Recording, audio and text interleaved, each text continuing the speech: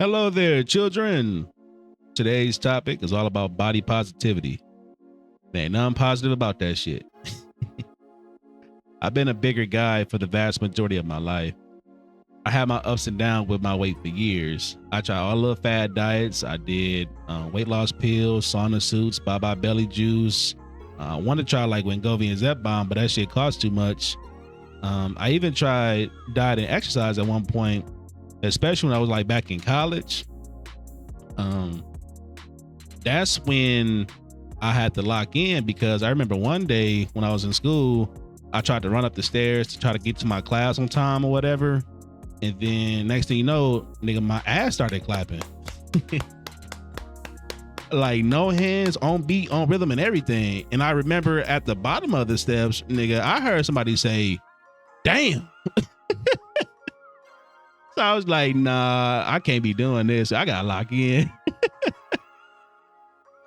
And I got the worst luck in the history. Let me tell y'all, I looked online to see what percentage of kids, or like how many kids like grow up obese in America or whatever. And it said 1 in 5 kids are obese in America. And I said, ain't that about a bitch? The only time when the odds are in my favor. You know, it was hard growing up as a fat kid. You know, kids and adults mean as hell to you for no reason. Girls didn't like you or want you because they thought you were nasty and disgusting. Clothes were either too small or too big on you, nothing in between, nothing just right. And hell, even the animals were fat phobic. I remember this one time, was a few times growing up, me and these other kids would like walk home from school, and like, I don't know, this is somebody's dog that kept getting loose, or it was a stray, but it was like a Doberman pincher or whatever, just came out the woodworks and just started like just coming towards us, running towards us. And I remembered everybody would start running, but the dog only chased me. Like, I guess it thought I was an easier target or something. And fast forward, I remember back in like the mid 2000s, I was like fresh out of like high school, going to like college or whatever. And then I had an interest of flying back then, and I wanted to like travel to like different states or whatever. And when I got on the plane, I remember when I sat down in my seat, I tried to put over my seatbelt on, but my seatbelt will only cover me like halfway. So I'm over here fighting with this damn thing. And I remember over the intercom, the pilot was like, okay, everybody fasten their seatbelts. We about to take off pretty soon. And I was ashamed at the time to ask for like a seatbelt extender. So what I did was I pretended like I put the seatbelt over me and I used my arm to cover it. And I'm not a religious man whatsoever. I looked up in the sky and I prayed. I said, Lord, when this plane take off, please don't let this plane experience like any heavy turbulence or drop from the sky. Because if this motherfucker drop from the sky, it's over for everybody. I could just see it now. This motherfucking plane drop from the sky. We up there look like a big ass pinball machine. I'm up there bouncing around, making the pinball noise like ding, ding, ding. People screaming and shit like ah. I'd be up there getting a high score like a motherfucker. It was this other time. This one's a little bit more depressing, but I got on a plane and the person that was sitting next to me, the person I was sitting next to was like this small little white woman. And she probably like mid-20s, whatever. That ain't got nothing to do with the story, but she was a lot smaller than I was. But when I went to go sit down, I also sat in her seat because my body was protruding to her side as well. Like I know she was uncomfortable because I was uncomfortable. And I guess she at one point talked to the flight attendant or whatever, and she managed, and the plane wasn't full at the time either. The plane was like down there only half full, but she got up and she went to a different spot and sat down, and I had like these 2 seats to myself. You know, that whole plane ride, you know, I was sad and like disgusted with myself because like damn, I didn't want to like inconvenience nobody, but I did with my body. Now it's like when I fly, I either got to fly first class or buy 2 seats. But nigga, I'd be damn if I gotta buy 2 seats, because if I gotta buy 2 seats, do I get 2 pillows? Do I get double the snacks and meals? Some of y'all are probably looking at this video like, that's your problem now. I'm sorry, I ain't got no damn sense. But this is back in the 2000s where like fat acceptance was like a no-go. But nigga, now it's 2025. Fat is back. Hey, they got like this fat acceptance movement now called NAFA, like NAAFA, the National Association to Advance Fat Acceptance. A movement to improve the quality of life for fat people. Which is ironic, because like, nigga, like, what the fuck the gym for? Hey, I would never associate myself with some shit like that. I'd be damn, nigga, to be part of the fatty committee. And like, my whole problem with that whole movement is because how can you sit there and promote something that's actually like shortening your lifespan, and it's causing you to have all these health problems now? You know, it's people dying in their sleep because they're not getting enough airflow. They got sleep apnea because they neck fat, and like, it's hard for them to breathe while they sleep. And people having heart attacks and strokes at like 30, 40 years old, you know, is men and women having like infertility issues. Like, women can't get pregnant, you know, they missing their periods and shit like that. Dudes, they having ED and shit, like early 30s. Like, nigga, that's your prime, you know? It's crazy. Now come here. You come here, big man. This is coming from one big man to another. If you got to the point to where your belly's so big, when you look down, you can't see your mushroom tip no more, you need to get your ass in the gym. You need Richard. You love Richard. I'm pretty sure you had some good ass times with Richard, right?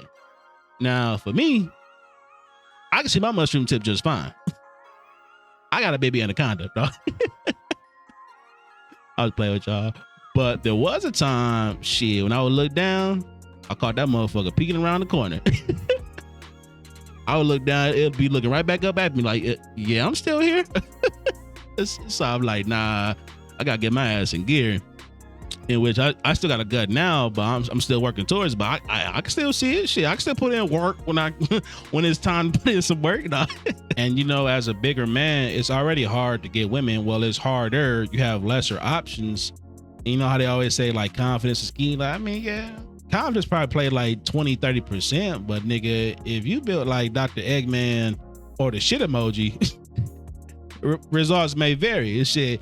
And I had to learn at an early age, you know what I'm saying? Since chicks won't want me for my looks, I had to bring the funny, you know what I'm saying? I gotta be like personable and shit like that. That's my confidence right there. Just make people laugh and shit like that. And that really helped me over the years. And you know how they say the bigger your belly is, the smaller your penis appears to other people?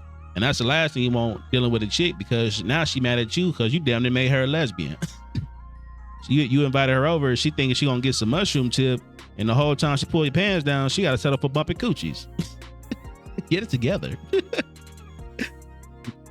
Not only does having all this extra weight affect you physically, you know, it drastically messes with you mentally as well. Like myself, for instance, you know, I've been doing this YouTube stuff, honestly, for going on 4 years now. You know, I've made multiple channels, made multiple attempts, and usually I'd be scared to like put myself on the camera because I was self-conscious the way I looked. You know, I thought to myself that I looked disgusting for people, and I was ashamed of myself putting myself in front of the camera. You know, I would self-sabotage a lot. And I self-sabotage to the point to where I missed out on like opportunities and like business deals and stuff like that due to my insecurities. It stopped me from pursuing what I wanted to do because I got all this equipment here in this house, you know, hundreds of dollars worth. My PC itself is worth like $4,000 or $5,000. And all of this was for the sake of like doing this YouTube shit for real. And all this has been in my house with my apartment for going on over a good year. And I only started really like doing this YouTube stuff for real for like the past few weeks. I'm a homebody, and I spend most of that time being depressed in my household. I've always been lazy and unmotivated to do the things I want to do. I would get invited to like do stuff with like friends and family outside of the house, but I would always turn them down because I didn't want to be seen in the public. And then by me getting depressed from all the self-sabotaging I was doing, it made me even more depressed. And what do fat people do when they depressed? They eat. And what I would do is I would get like some ice cream or something, or like some fast food, whatever. I would sit down and eat the ice cream or food, whatever, and watch TV. And the shit I would watch would be My 600 Pound Life. I would sit there eating my ice cream while watching My 600 Pound Life, judging them. The audacity. I would sit there and say some shit to myself like, well, at least I ain't that big. Yeah, motherfucker, you close. You damn near gonna be on the next season. And regarding this whole reality TV and like television stuff, they even had like celebrities champion this shit, like the body positive, fat positive movement and stuff like that. Lizzo and Monique. Now Monique, she was the pioneer of this whole like fat girl movement. That was her way back in like the early 90s, early 2000s, stuff like that. She had comedy specials like dedicated to being a big girl, how positive she was being a big girl, how proud she was. And she even had a movie called Fat Girls when it was all about bringing up the fat girl and bringing down the skinny chick. Even with Lizzo, like I think Lizzo probably had that wake up call when she tried to shoot her shot at Chris Evans, Captain America. Reality kicked in.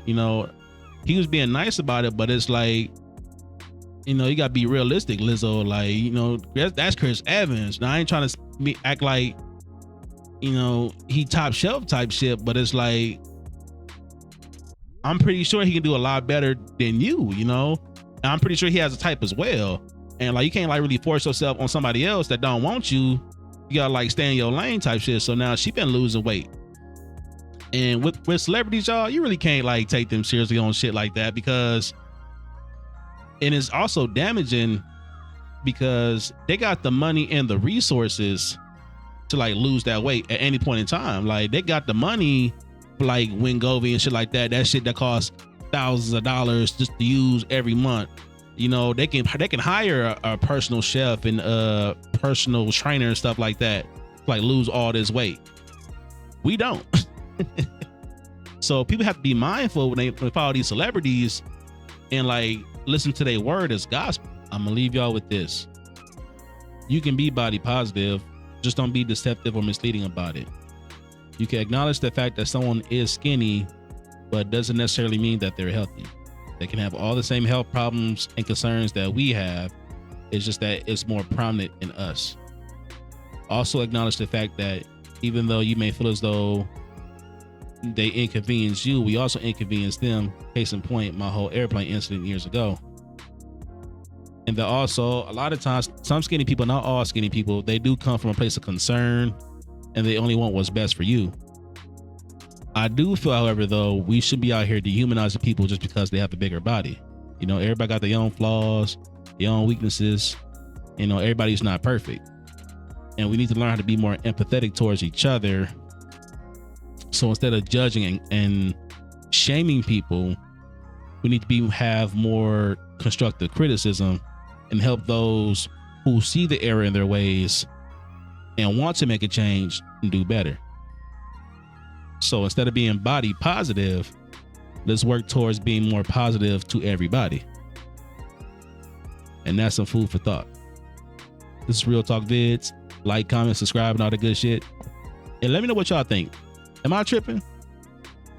Y'all have a good day. Peace. Hey, side note too, man, when I lose this weight for real, man. When I lose weight, it's over for you bitches. I'm telling you, when I lose weight, it's over for you bitches. When I lose weight, it's over for you about to be a menace for real out here. Make up for lost time. Shit, I was cold back then. Shit, boy, I'm telling y'all, I'm about to be a straight auntie slayer out here. Anyway, y'all take it easy. Peace.